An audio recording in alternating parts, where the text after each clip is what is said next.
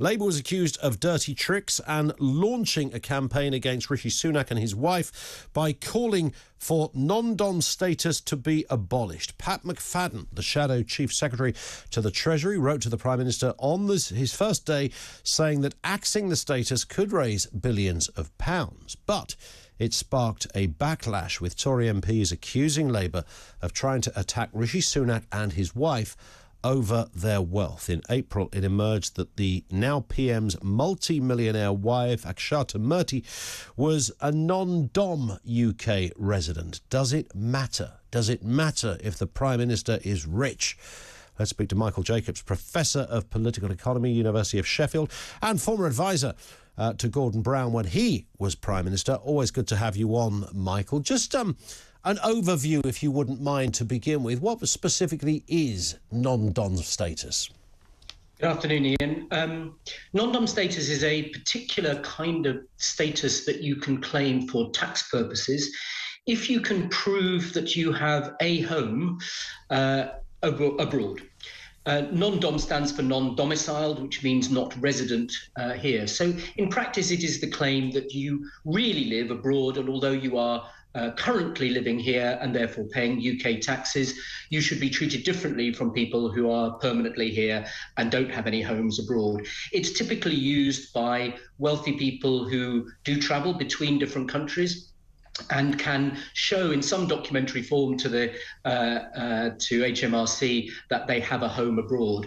Unfortunately, it's used by quite a lot of people who clearly are resident here, but are using it to escape certain tax liabilities which would otherwise fall on them. Particularly, it's concerned with income that you receive from activities abroad that you therefore don't pay if you've got non-dom status taxes on here in the way that everybody else would have to do so. Got it. And I understand, I think you pay the HMRC a flat rate of about 30 grand a year, don't you, for that to be officially given that status. Now, of course, some people would say, well, you know, if you've earned the money in another jurisdiction, then that you'll pay tax in that jurisdiction. You'll still end up paying tax in stuff you earned here.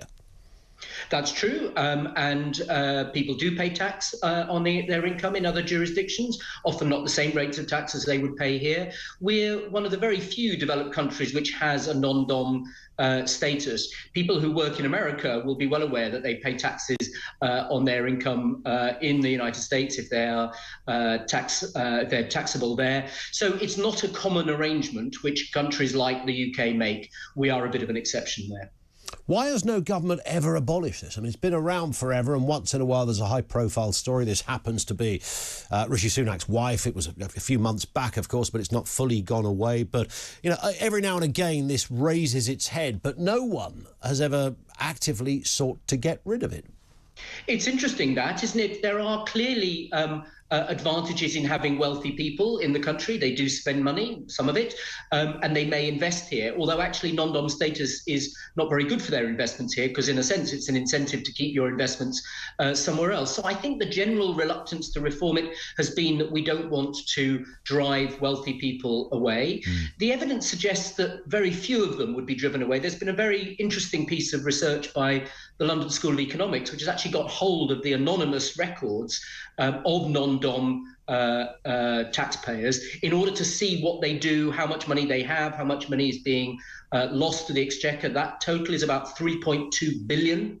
So if you did abolish it, assuming that most of them would not move, that's quite a lot of money that you'd get into the exchequer.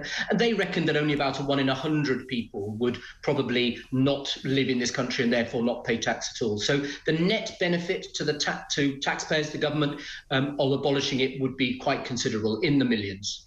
On the other issue that is kind of plaguing this current administration, and we heard it today referenced in PMQs, Richard Burgon, you'd expect little else, I suppose, also ramping up the pressure about rich people, and there must clearly be a swipe at the Prime Minister himself in that.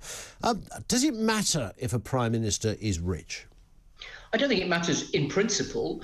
I think the question is how they behave and what they do, if they are rich, will inevitably attract a bit more scrutiny. So when, for example, Rishi Sunak as Chancellor didn't uprate welfare benefits last spring by the then current rate of inflation, nearly 10%, but did so by only 3%, which was the rate prevailing the previous September, which was the rule, but which clearly made a lot of lower income people on benefits much worse off.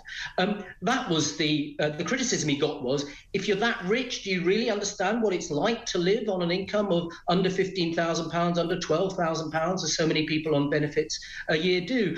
And it indicated that perhaps he didn't really understand that because he was putting a lot of those people in hardship. So I don't think wealth in itself is the problem. I think the question is, what does that make you do in office? How well can you really understand people who are much less well off than yourself? But of course you could say, well, unless you've, if you really wanted to authenticate that as a kind of measure, then you'd have to have lived through it. Nobody, as far as I can see, even, Gordon Brown and Theresa May, I suppose, were from the fairly similar backgrounds, just basic kind of middle-class people.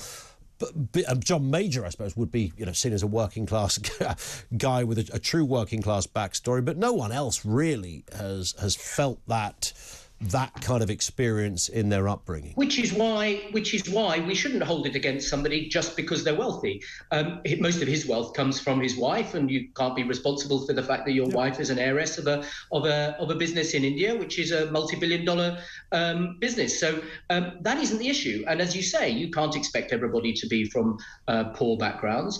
That would give us a very uniform House of Commons if that were the case, and we wouldn't want that either. What you have to ask is, what are they doing? What are their policies? What impacts will those policies have? And it just does add a little bit of scrutiny to somebody who's that wealthy, which I'm afraid they have to expect in politics. You can't expect people to ignore personal circumstances altogether. He's installing, as we know, a swimming pool in one of his homes, whose heating bill just for the swimming pool is more than many people on benefits earn in a year. So the question is not, does it matter? Is there a problem with him being rich? But what does that make him understand about ordinary people's lives? There it is. Michael, thank you. Michael Jacobs, Professor of Political Economy over there at the University of Sheffield. He was former advisor to Prime Minister Gordon Brown when he was PM and Chancellor as well. So he knows a way around the back room of politics. But is he right on that point? Rishi Sunak has a big swimming pool. The heating bill is more than many people earn in a year.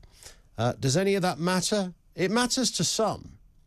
I mean, have a listen to this. This was at Prime Minister's Question Time, where Rishi Sunak's wealth did come up. This was Labour MP Richard Burgon, a well-known supporter of Jeremy Corbyn, attacking Mr Sunak. A nurse would have to work over 20,000 years in order to match the vast wealth of this Prime Minister. The Prime Minister knows only too well that the super-rich could easily afford to pay more in taxes. So rather than announce a new wave of cuts and austerity, wouldn't it be fairer for the Prime Minister to introduce wealth taxes on the very richest in our society? Yeah. If I were to say I'd have to eat 20 times the amount of sausage rolls to have a chin like him, then that would be seen as like, well, that's not very nice, is it? It's not a very nice thing to say. No, it's not. And it's that kind of despicable politics that I thought we'd said goodbye to. But, of course, the Corbynites still are there. They haven't fully gone away. He just don't like rich people. He certainly doesn't like rich Tories, for that matter. Does it actually matter? Rishi Sunak made a really good point in that clip we played about his own father-in-law, who's an Indian billionaire. I think he's worth 4 or 5 billion. But a self-made man. What are we saying then? Now, that's a bad thing? Oh, you can be self-made, but don't make too much money. Try and cap it at a couple of 100K, and when you get really successful, just close down your business. Is that how it works? Is that meant to be the deal? And if you do get really rich and successful, you are precluded, by the way, from going into politics. You can't ever do that because you couldn't possibly understand the plight of the poorest person. Well, if that is the criteria, could Jeremy Corbyn ever understand the plight of the poorest person, a man who grew up in an 11-bedroom mansion. I don't think he could. Far more opulent than Theresa May or Gordon Brown, for that matter. Certainly John Major, who essentially was raised in a slum in Woolwich, I think I'm right in saying, in South London. He would know what it felt like. But that's not the measure, is it? That's not the game we're playing here. Man alive, what kind of wacky Marxist parallel universe are these people existing in?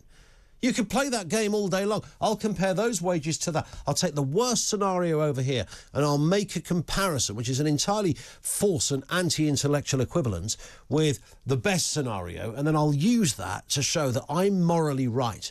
And this is the problem with that kind of politics. It is the politics of envy. That's an easy answer.